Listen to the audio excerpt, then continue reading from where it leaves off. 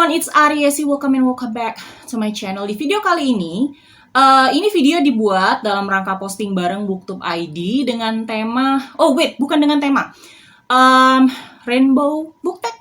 Rainbow Book Tag ini dimulai oleh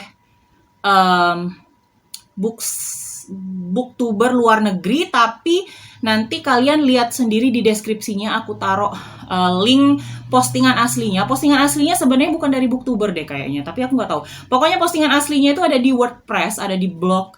Nanti aku taruh linknya di sini. Aku juga taruh salah satu contoh videonya. Oke, yang punya postingan aslinya ini namanya Marie kalau nggak salah. Ya, pokoknya nanti kalian baca aja deskripsinya. So, Rainbow Book Tag ini jadi kayak kita nyebutin buku-buku itu berdasarkan warna, dan warna-warna itu mewakili perasaan kita terhadap buku-buku tersebut. So, seems fun. Baiklah, mari kita mulai. Aku udah punya catatannya di sini. So, kita mulai dari bukunya sebenarnya udah ada di sini sih, BTW. Kita mulai dari Red. Oke.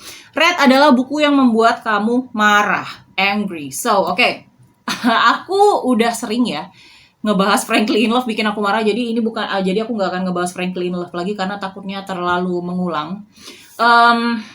From Twinkle with Love by Shandia Menon. Buku ini bener-bener bikin aku marah. Padahal aku suka banget sama romance-nya dan plotnya bagus.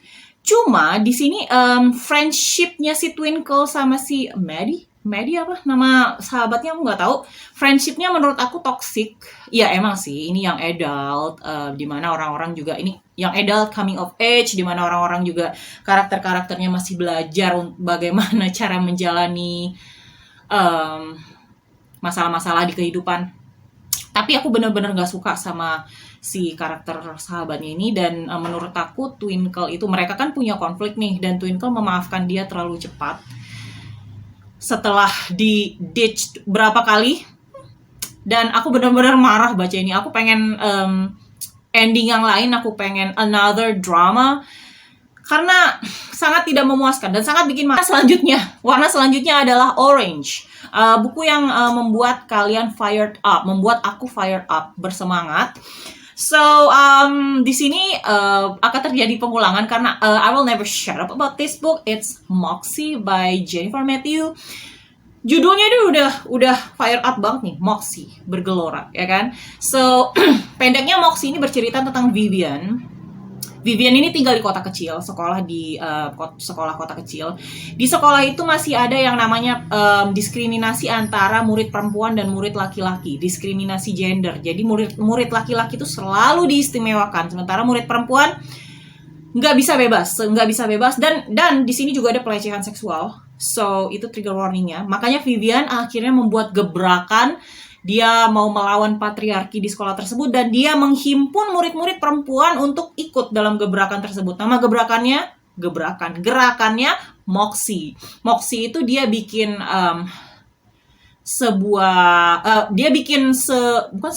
setumpuk pamflet di mana mereka janjian untuk hari ini. Contoh nih, hari ini kita outfitnya kita pakai ini aja nih, janjian. Biar kalau dihukum bareng-bareng gitu loh. Jadi mereka semacam bikin pemberontakan terhadap patriarki dan pelecehan seksual yang ada di sekolah tersebut. Seru banget. And then, yellow. Warna selanjutnya adalah yellow. Sit in the buku yang bikin aku kepengen sit in the sun and read, which is confusing karena aku bukan tipikal outdoor reader. Aku nggak suka baca outdoor, aku lebih suka baca indoor. Aku nggak baca buku di bawah sinar matahari, aku baca buku di bawah terpaan angin AC. But ada suatu waktu di mana aku sangat peduli dengan menikmati udara pagi, menikmati sinar matahari pagi dan segala macam. Dan di saat-saat itu buku yang aku baca itu salah satunya ini, The Golem. Ini sobek. Ini salah aku sih. The Golem and the Genie karya Helen Wecker. Aku suka banget sama covernya, meskipun aku gak sengaja nyobeknya. Ini aku belum selesai bacanya, tapi kayak kalau ditanya buku yang bikin kamu pengen baca di bawah sinar matahari, ya ini. Buku selanjutnya, warna selanjutnya, green, peaceful.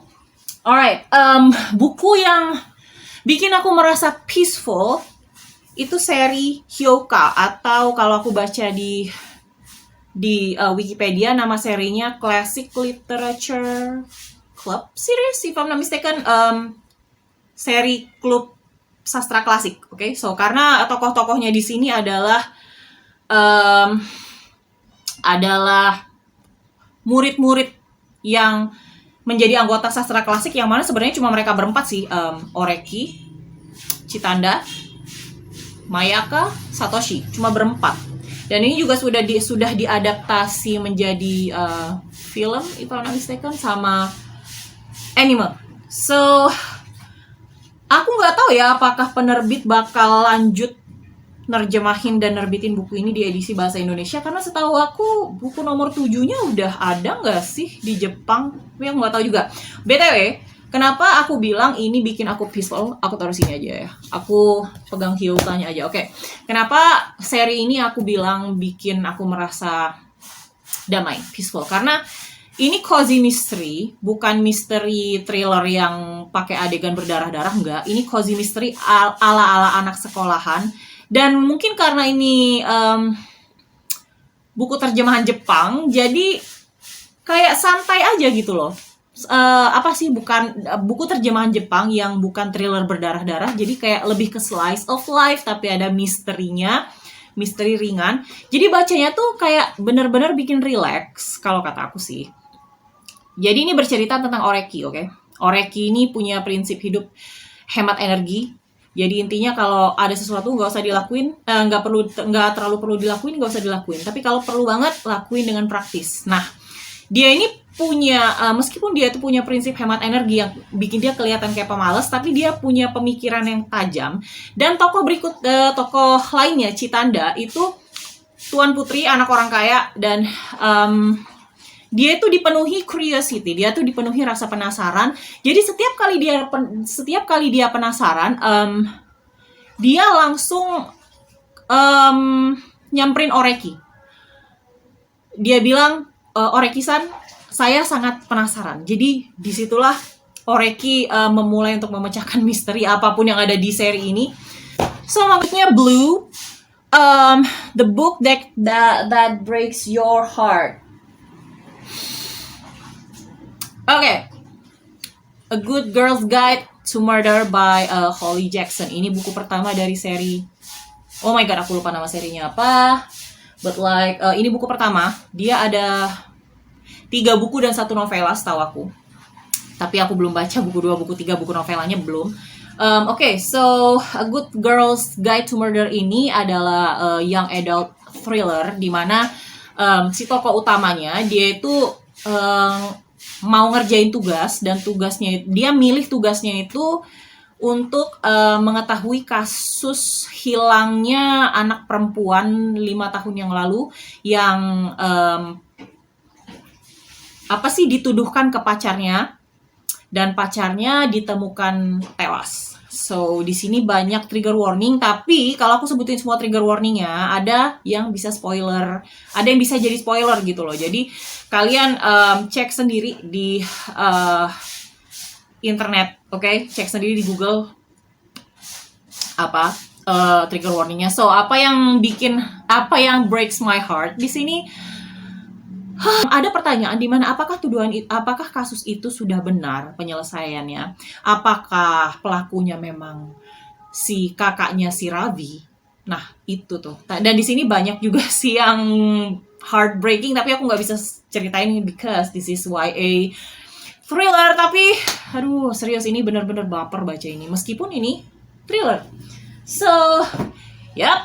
Dan warna berikutnya adalah indigo. Indigo ini buku yang bikin kita merenung. Buat aku itu Second Sister by Chan Ho-kei. Dan jadi Second Sister itu kan ceritanya tentang, trigger warning. Salah satu trigger warningnya suicide, dan trigger warning yang lain silakan cari sendiri. Oh wait, nggak apa-apa, aku sebutin sini aja. Trigger warningnya suicide, sexual harassment, apalagi ya? Aku lupa. Ya udah, nggak apa-apa, cek Google aja trigger warningnya. So, ini ceritanya tentang si karakter utama, oke?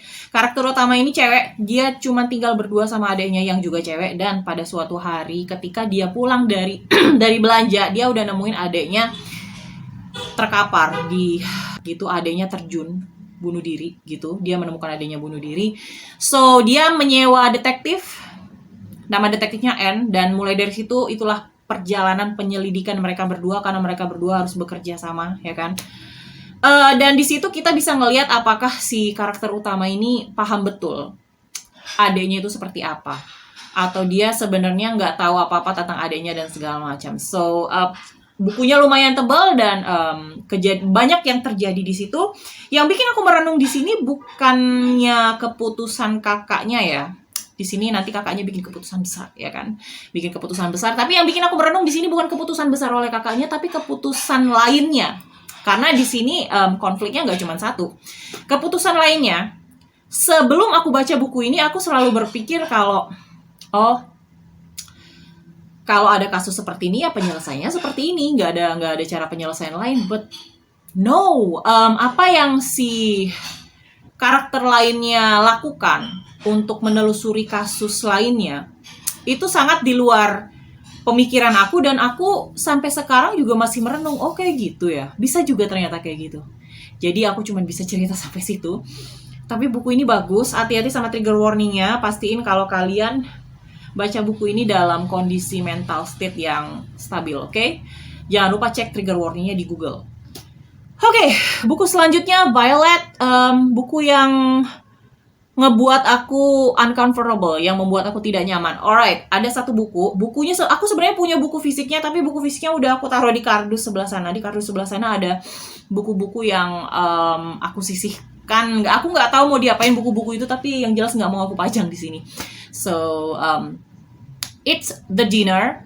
Aku lupa siapa yang ngarang, tapi nanti covernya aku taruh di sini. The Dinner itu dia psychological thriller dan ada unsur politiknya juga, yang mana aku nggak pernah menikmati apapun yang berbau politik. Tapi yang mengganggu di sini bukan politiknya, yang bikin aku uncomfortable, yang bikin aku nggak nyaman di sini adalah di sini ada suatu kebrutalan. Nggak akan aku ceritain karena ini ada kebrutalannya itu yang bikin aku nggak nyaman. Aku nggak pernah nyaman dengan suatu kebrutalan yang dilakukan terhadap orang yang sudah lemah, yang nggak bisa apa-apa, dan yang nggak bersalah gitu loh.